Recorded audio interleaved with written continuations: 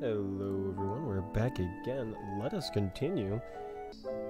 There's a lot of things happening. There was a panic. Crazy. Let's continue on.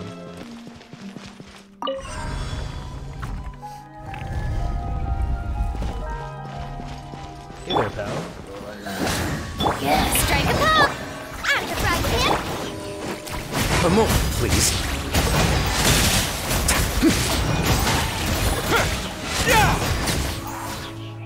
There we go.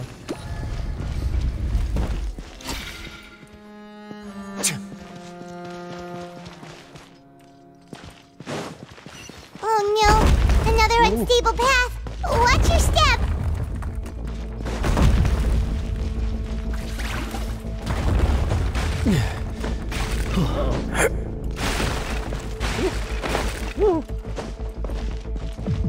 I don't like that.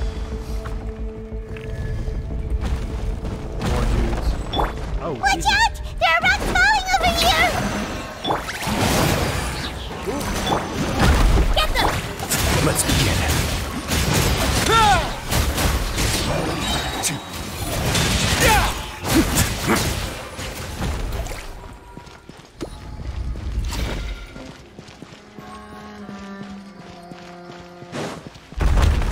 Running.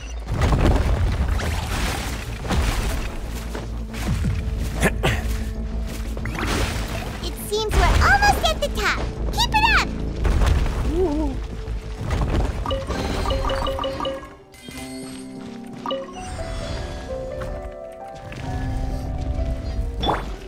Okay, yeah, here we go. Teamwork is true! Let my name echo in song!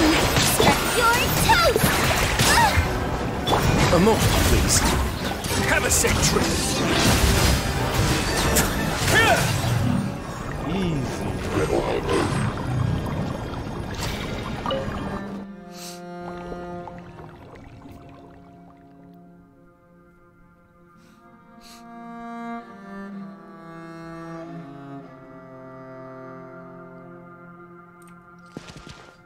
Alright.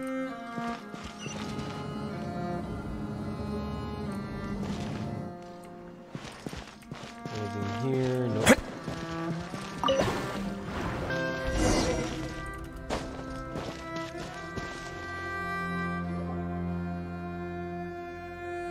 Looks like we've reached the end. This is the place.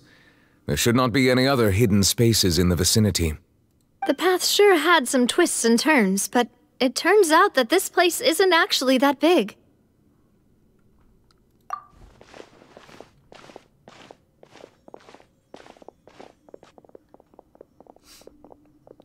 Stone slates. It seems like they were put here as an offering. Could we take them down and have a look? Perhaps we should just leave them be for now. There are 4 locations in total, but only 3 stone slates. The slate that should be in the first empty spot is missing. The surrounding walls also show signs of damage. There's something written below. Let Paimon see. Reason dictates that this nation be destroyed. I shall record the history of its future here in its past. Say what? It feels like someone left these slates and these words here for a purpose. But does he mean that Fontaine should be destroyed? That would fit the circumstances dictated by the prophecy, yes. Indeed, the slate's contents correspond to it. Take the second slate, for example. There's a person kneeling here. She seems so dedicated. And there's a whole bunch of other people behind her doing the same. She's facing this... what is this? Some kind of island in the sky? And is that Lady Farina in the third image? Did the Hydro Archon fall into the water? And is that a ring of people around her? Paimon doesn't quite get it. Are they all in the water? The fourth image. I know this one. This exactly matches the content of the prophecy. The people will all be dissolved into the waters, and only the Hydro Archon will remain, weeping on her throne.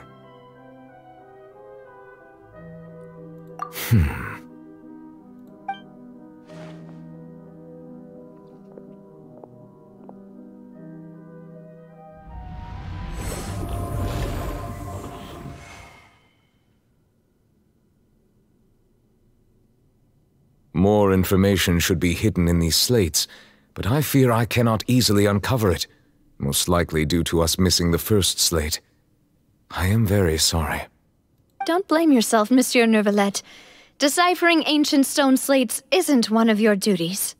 Ooh, Paimon's getting the chills just looking at these slates. This says that it's the history of the future, right? That means the prophecy's sure to come true. I really hope it doesn't mean that. Still, Paimon feels like these images are kind of weird when you look at them together.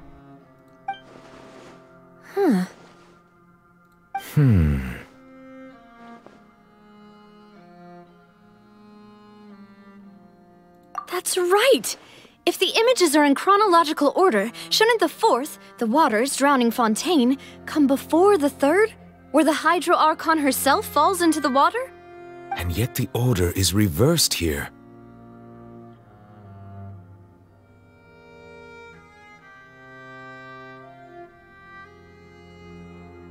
If we go by timing, Lady Farina only emerges in the third image. That means that the person in the second image might be the previous Hydro Archon. Egeria, then. I had never met her, but her appearance here does match the records. The previous Archon kneeling before the floating island in the skies, as if confessing a sin. Did she herself commit that sin? And if not, why would she be in such a posture? Also, I'm still wondering why these ancient stone slates are here at all. Judging from their contents, could this place be the origin of the prophecy? Does that mean that someone, or some people, once saw these slates? But who would have created these slates and left these words here?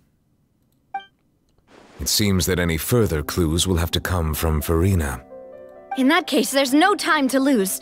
There's nothing else to be gained here, so let's head back first. Yeah, we better get somewhere safe for now.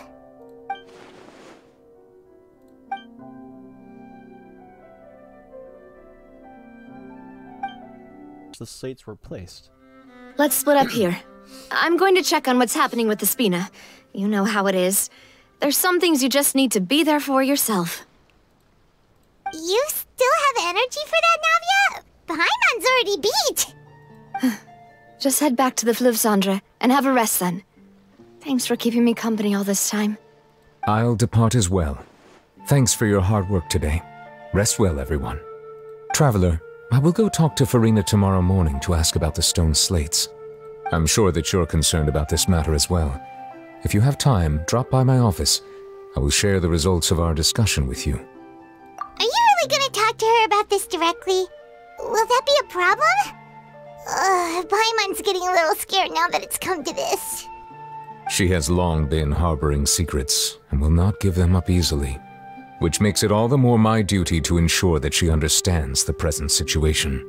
Alright, we'll leave it in your hands then. You're probably the best person to talk to her anyway. I will be carefully considering my words tonight. Traveler, Paimon, our safe house at the Fleuve Cendre is always open to you as ever, so please don't think you're an imposition. All right, I'll be on my way then.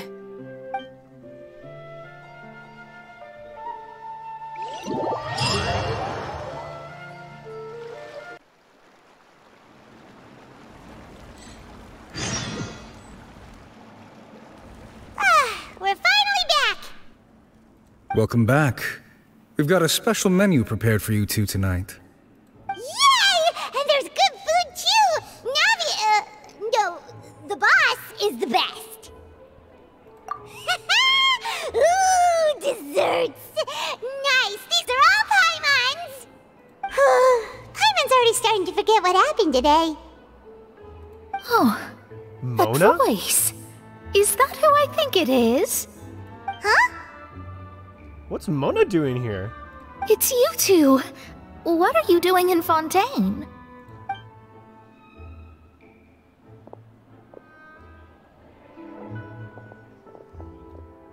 Mona?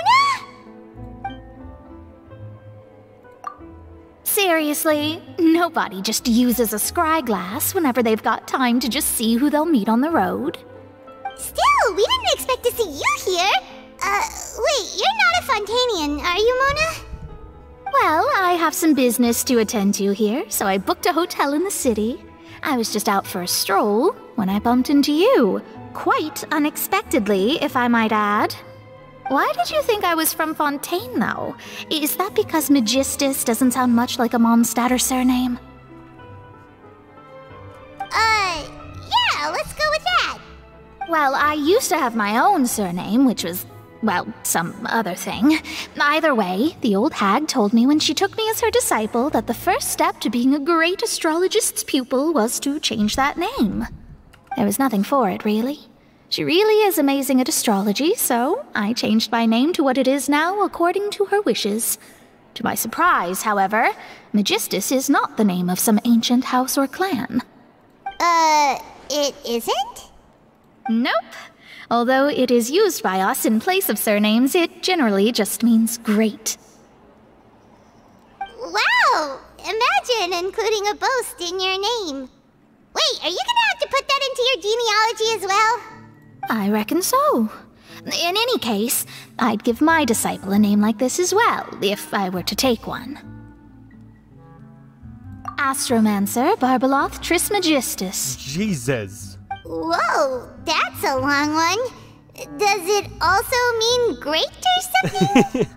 My name means Mona the Great Astrologist. As for the old hag, hers is, in plain speech, the thrice as great Scholar of the Stars. Just take it as a title specific to astrologists. Thrice as great? That's so petty. I know, right? That's just how she is. She used to call herself Magistus, actually, but when she took me in, she changed her name to Trismegistus. Talk about excessive. Magistus is thus the calling card of our school, so to speak, which makes it about the same as a surname. It's all right if you don't get it. You can look into it further should you need to study astrology more deeply.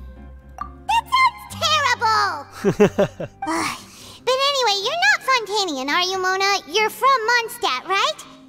Well, I was born in Mondstadt, yes. My parents migrated to Dornman Port, and I traveled with the old hag for a while, after which I settled down in Mondstadt City. Oh, that's a good thing then.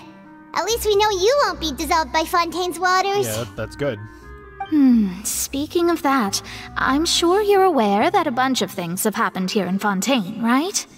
I know you're not a local, but I'd avoid getting too close to any water that looks strange all the same.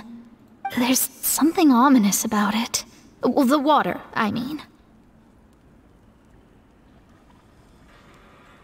That was the main reason, yes. Just a while back, the Steambird invited me to take part in a panel and speak about the circulation of the prophecy as an astrologist. The invitation was sent quite early on. I don't think anyone expected Fontaine to be in this much trouble. What do you make of that prophecy, Mona? Just tell us what you think as an astrologist. Your word would go a long way to make things more certain and less scary. What I can tell you is that I'm an astrologist, and that this prophecy concerns the fate of Fontaine, even that of all Tevat. Ascertaining this is akin to reading the fortune of the whole world. I'm afraid that this is not something that just anyone can do. If I could do it, you would no longer call me an astrologist, but a visionary. But on the flip side, the prophecy is so huge and powerful that it must surely come from a powerful visionary. Its contents involve the fate of the world. Disregarding it would be a mistake. A visionary? Sounds really powerful and all, but does such a person really exist?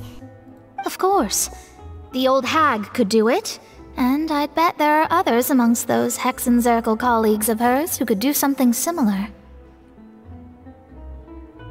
Huh? Are you sure? All right, I'll help you. It isn't often that I see you with such a serious look on your face. I'll tell you once I hear back from her. Thanks, Mona. You're amazing as always. Oh, well, this is something only I can do after all. So yes, your praises are quite welcome. Oh, That's the buttering greatest of her up right astrologists now. for you. Of all the people we know, you know the star's the best. Indeed, indeed. That's Oh the my god, spirit. you're stroking her ego Oh, right sorry. I came to see what all the commotion was about. If there's anything you need, do not hesitate to inform the Spina di Rosula. Oh, whoops. Guess we were getting a little too carried away there. Well, I'll go tend to my own business now. If I receive any news, I'll be sure to come find you two again. And there she goes, quick as rushing water. And here we are with the Spina guy giving us suspicious looks. Right, but we were able to recruit Mona's help, didn't we? Our Fontanian friends will thank us someday.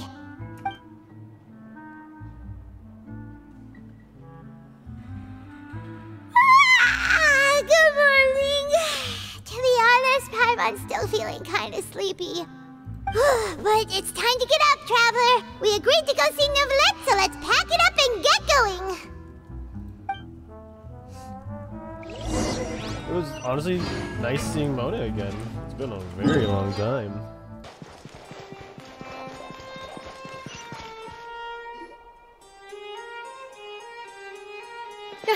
You're here! Finally! Is something wrong? Monsieur Neuvillette and Lady Farina, they seem to have gotten into a dispute. Please go see for yourself. I don't like the sound of this.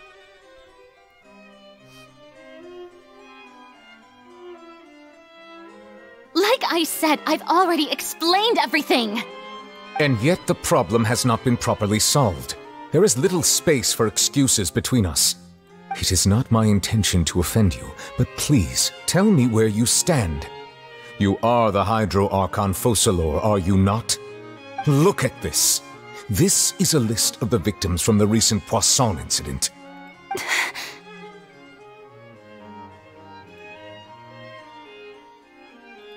You mean... they're all... We did not arrive in time to avert this disaster, and I will not have it happen again. I will say this once more. You must tell me everything you know. Yesterday, I found 3 stone slates in some ancient ruins near Poisson. Do you know anything about those? Seriously? You're questioning me like this is a court case now. I don't know anything about that. But you found them in some ancient ruins, you say? That's correct, which is why I came to ask you some questions. There should have been 4 slates, but one of them was missing. The other 3 featured different images that seemed to correlate to the prophecy. The prophecy? The second of these slates depicts the previous Hydro Archon Egeria kneeling before a floating island in the sky, as if confessing something. Do you know nothing of this either? I don't. I've never seen such slates. I'll ask you again. Do you really have no information regarding the previous Archon? My deciphering of the slates indicates that the Hydro Archon Egeria once had to confess to, or apologize for, a certain sin.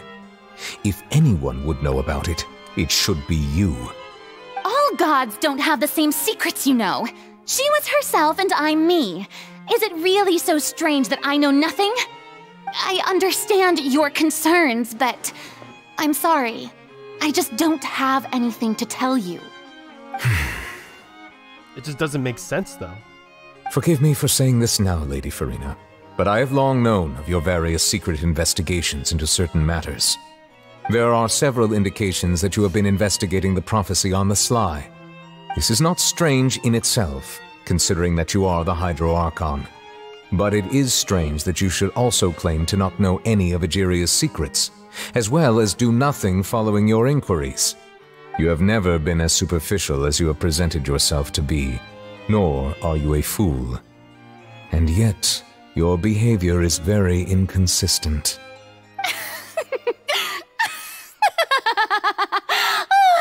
So you've been watching me all this time, have you? I didn't think you were that type. You... Well, since you know about my secret investigations, then you should know I'm actually working to take care of it. There's no point questioning or suspecting me. You're the Eudix, but you're still my subordinate. You should be following my lead. Just trust in me, you're Archon, and do as I say. Never mind whether you can truly convince yourself to or not. It'll all turn out fine. That's all I have to say. We do not discuss this matter again. Oh, the opera's about to start. Toodles! It's her putting on an act again. Now she's running.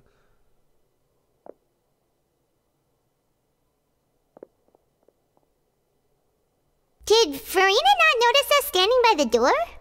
Wonder what's up with her. She was smiling. Huh. She didn't seem in the mood to care if we were listening in or not. I assume you've been outside for a while now? Oh, you noticed. Seems Farina didn't even realize we were here. She was in a great panic, though I cannot discern the reason. Our discussion reached impasses time and again, a state of affairs that we cannot allow to continue. Still, I do not understand. Dialogue is the basis for understanding, so why did she keep refusing to engage?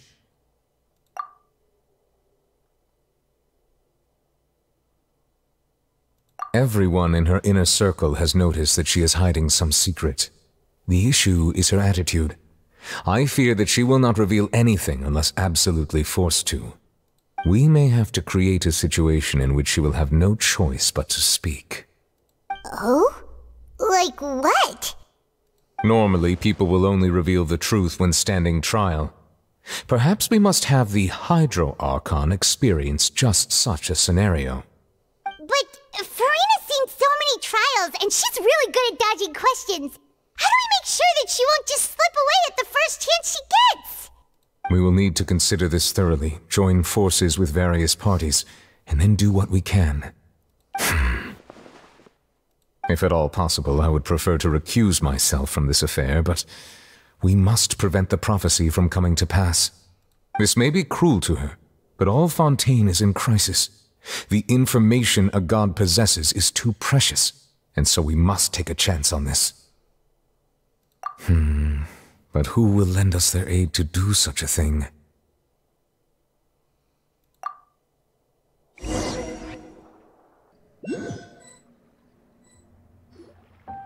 Well, that's everyone, huh?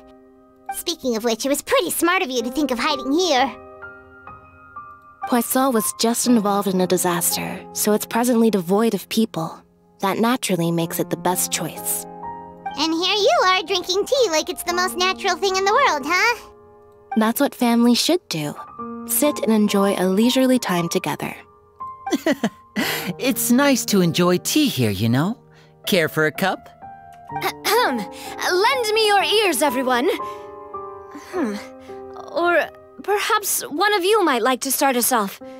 How about you, friend? Me? No, I don't think I can. Then, how about you, good sir? I fear that I will cause the mood on this boat to become as somber as it is in court. Well then, I guess we're lucky we've got a local like me to organize things. Wonderful, the spotlight at last. I guess I'll be facilitating things from here. That was a little long-winded, don't you think? Lauren? Oh, you might be right. Anyway, to cut to the chase, our friend here, the Traveler, has brought us together to discuss something. As for what that is, well, let's start by saying that we'll be pooling our efforts together to create a series of traps. Oh, how intriguing. Well, it's just an expression, really. One that I just learned from Chlorand, and used on the spot. So, let's invite her to explain in detail. A round of applause, please. Huh? Didn't you say that you would be facilitating this? Oh, come now. Your work doesn't involve much public speaking, right? This is a good chance to practice. You might even pick up some fancy oratory tricks to impress your boss with in the future. I see. And what does my boss say? He is glad that you consider him your boss. Do go on.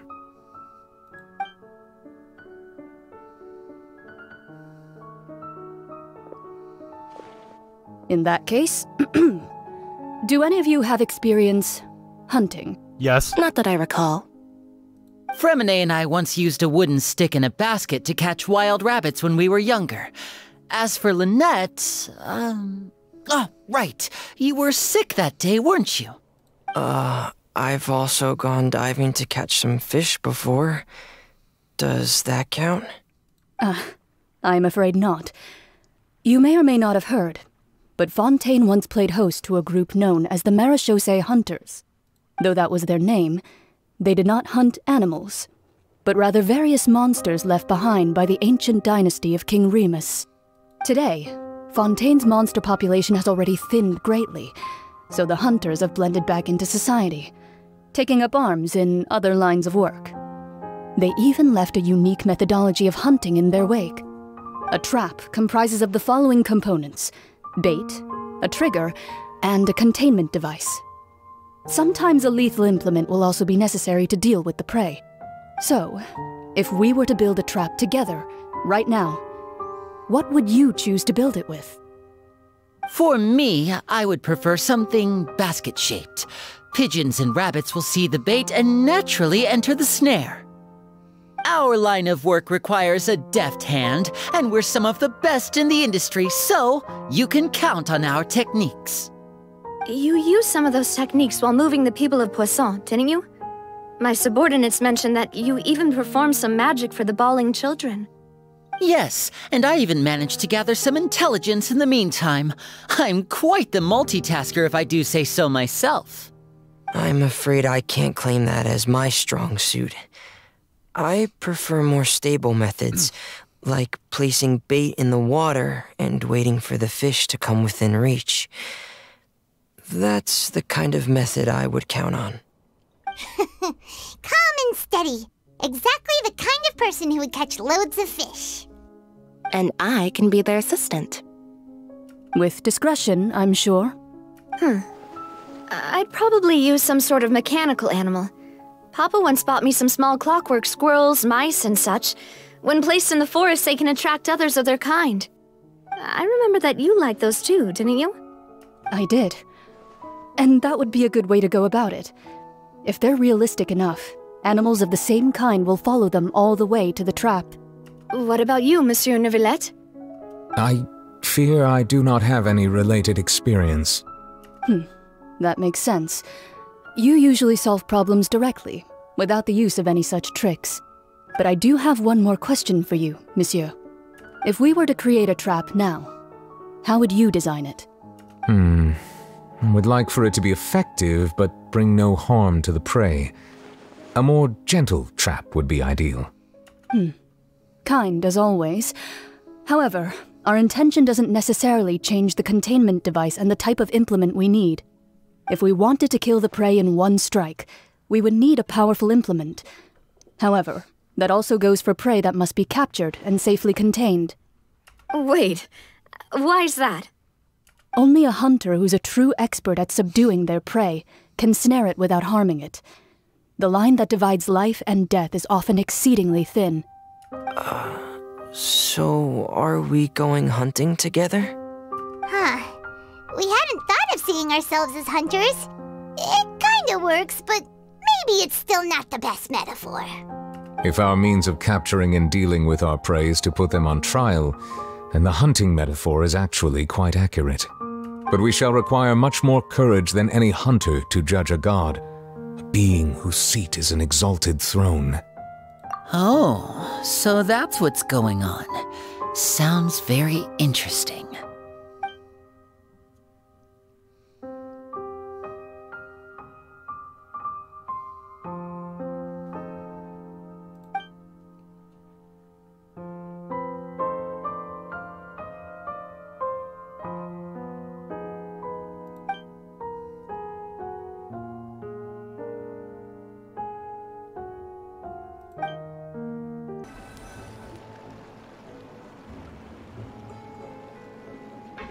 Is Mona around? It's been a tough few days, hasn't it?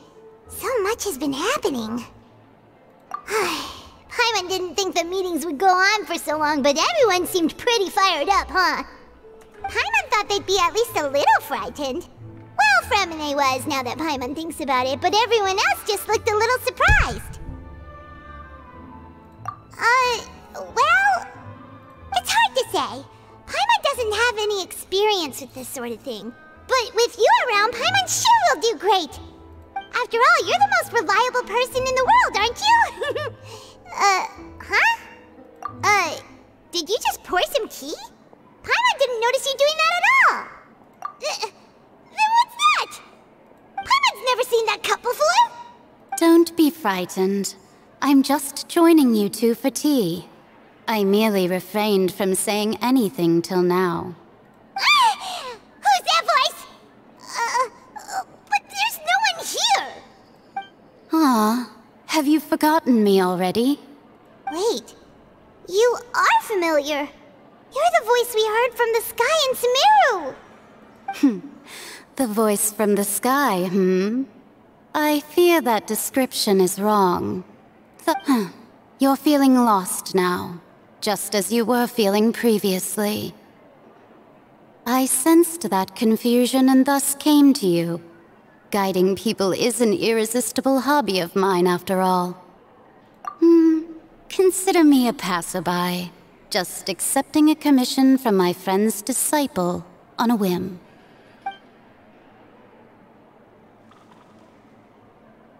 Oh shit, this is Mona's master.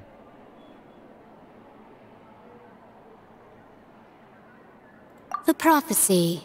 Yes, what has been prophesied will be fulfilled. You may view such things as the history of the future. What? Then is there any way we can stop it? I believe you have witnessed a failed attempt with your own eyes.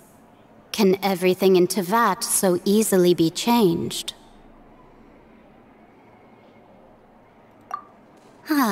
So you've caught on. Just as prophecies are usually only the future as seen from the perspectives of the gods, could things be happening in hidden corners where the gods' gaze does not fall? Are the things that you shall see different from the fate that the gods perceive? What is she talking about? It all sounds really impressive and important and stuff, but it also sounds kind of scary. I believe that you understand, right? Some things are insignificant, but others you must reach out to change. Ultimately, fate shall serve as your only guide, no matter what will happen in Teyvat's future. All you need to do is to play your part. This was good tea, by the way. Thank you for your hospitality. Well, that'll be all for today. The voice. It's gone.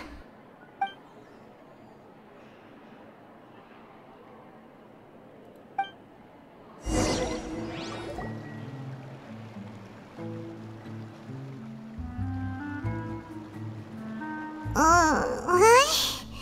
Paimon hears someone talking. All right, coming. Hey, it's you who's getting lazy, okay? Well, I see I've walked in on some lively banter. Mona! Fine, just fine. I went to take part in that Steambird panel. It turned out to be more interesting than I expected. Not all Fontainians are pessimistic about this. One journalist mentioned that sitting around and waiting for the end to come would be wrong, and that they should make their own rescue preparations. I agreed, so we had a brief chat with her. Did she have pink hair by any chance? Why, yes, it was Charlotte. I assume you've heard of her, no? That daredevil journalist? I'm in full support of her view. Prophecies are very important, but how can people allow their lives to be commandeered by just a few words? That's right! Paimon's glad to hear something sensible for once. Ah, yes. About what we had discussed before. I did try, but I'm afraid I couldn't reach the old hag. I'll try again tonight, but I wouldn't get your hopes up. Huh?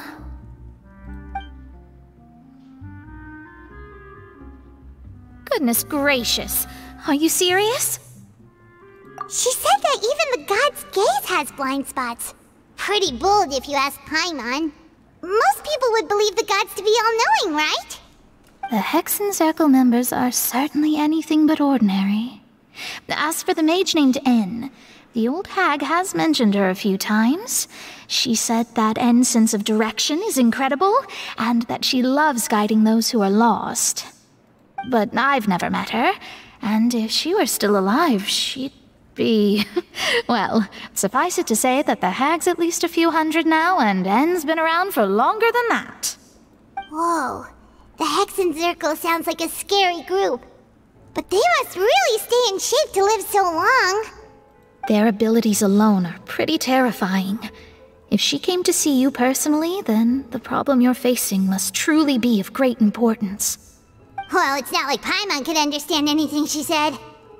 Yes, she was quite cryptic, but I suspect she means that there is still a way to turn things around. She didn't say when or what that would be, though, so perhaps it is something that you cannot know right now.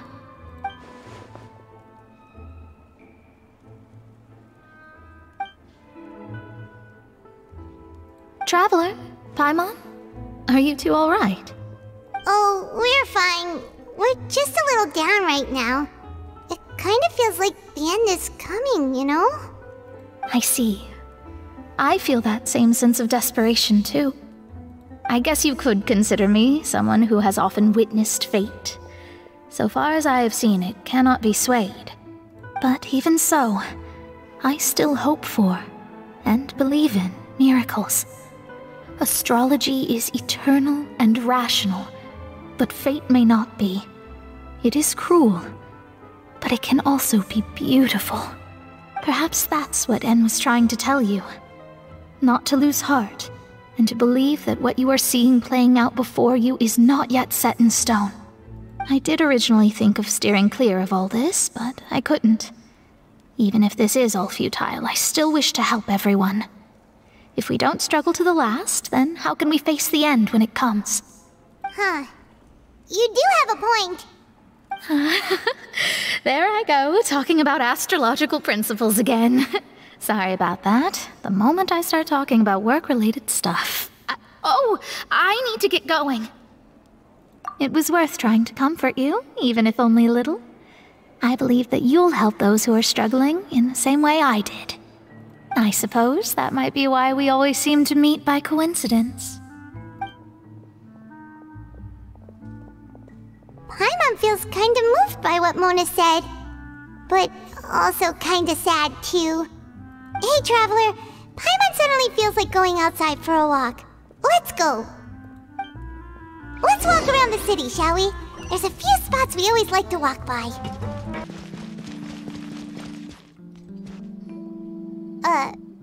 Huh? Our names are written in this newspaper. What's going on? Let Paimon see! The underwater stronghold, the Fortress of Meripede, has continued in its noble autonomy, but that does not mean that others cannot interact with it. My recent attempts to enter the fortress bore little fruit. Guess Charlotte still hasn't given up on that. Thus, did an Outlander friend become the focus of this report, a blonde adventurer with their white fairy legends trailing in their wake. It is said that this mysterious traveler once visited the underwater fortress. So while the fortress's interior remains a mystery behind closed doors, do not fear, for the tales of the traveler contain surprises in spades. Journalist Charlotte's biggest scoop yet, the Traveler's Trail, World Walker. Charlotte took so many awesome photos of us and we never even noticed her!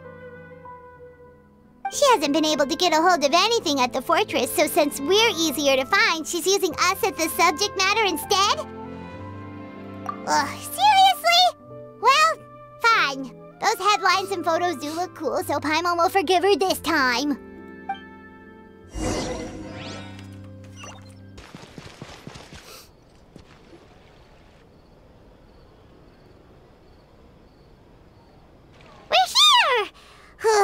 Paimon's hungry. Should we go in and get something to eat?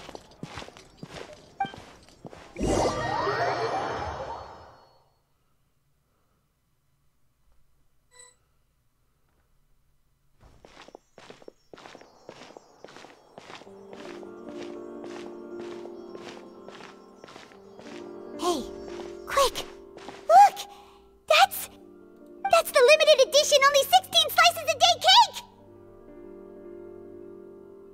It was so delicious the last time we tried it! Despite the tense situation we were in, let's give it another go! Paimon's sure it'll be great!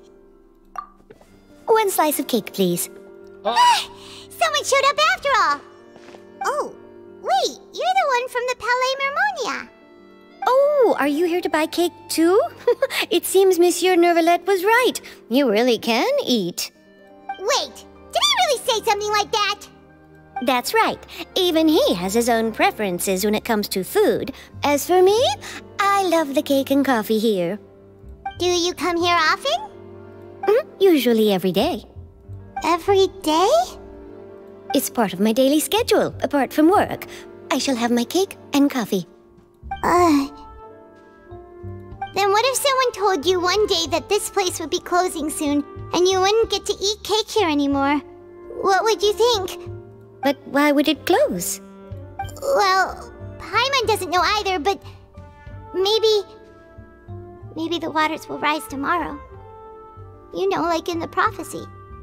Oh, the prophecy. To be honest, I haven't paid much attention to that. No, still, even if there'd be no more cake tomorrow, that wouldn't keep me from having some today. No, it's the same for eating in general. You might not be able to eat tomorrow, but if you can do so today, then you should carry on. That's what people call living, you know. Living in the moment. Huh. Don't be sad. Excuse me, could I have 2 more slices of cake to go? These 2 slices are for you. Sijuin said that this kind of expression you're making is what humans call being sad. Oh, you know Sijuin? I sure do. She was born before me, and she sometimes comes to the surface to teach us things about humans. She said that humans are creatures that are saddened easily, yes, and you can only lift their spirits by feeding them delicious food. So please try the cakes here. I've got something else to do, so I'll be going now. You two try to stay in a good mood after eating, all right? Bye.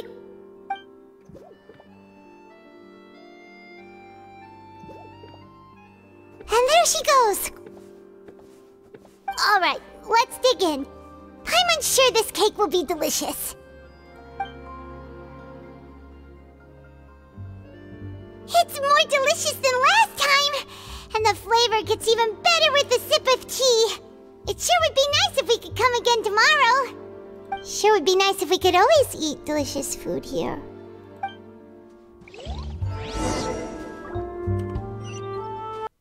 Oh, we're near the Seabird office. Let's go look for Charlotte and have a chat. Okay. Let's pause right here. This nearing the end of this part though, I'm starting to understand more of what N really meant now. But yeah, this part is going a little bit too long. So I will catch you guys in the next episode. Bye bye.